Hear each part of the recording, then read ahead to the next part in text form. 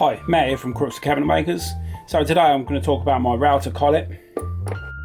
So zero my calipers, put that in there, and we've got 12.66. So the exterior of that is 12.66, 9.42. So I actually never use this size. I put that in there, press it down, and we've got a nice snug fit. Did you like that bit? The juggling act. Next most commonplace size here in the UK is a 1/4 inch. Okay, so zero on calipers.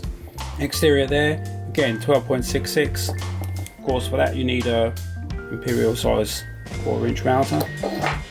Pop that in.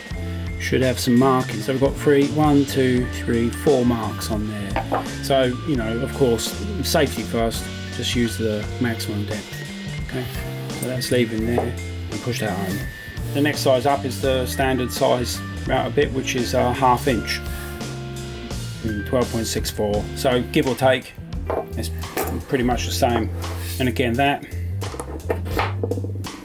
is a tidy, snug fit. What happens is the router bit will get stuck in there, and you have to remove this router bit by all means necessary, and which means you're going to kill the router bit.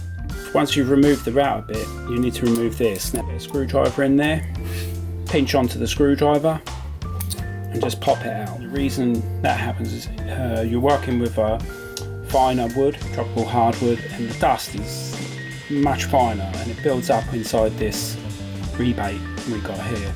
It also builds up inside here where the collet fits. So what you need to do with these two pieces is take them apart and clean those two areas, and then just pop it back together, and then that should be functioning perfectly.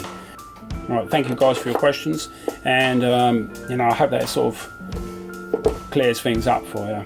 Okay, so thanks for watching, have a nice day, and safety first.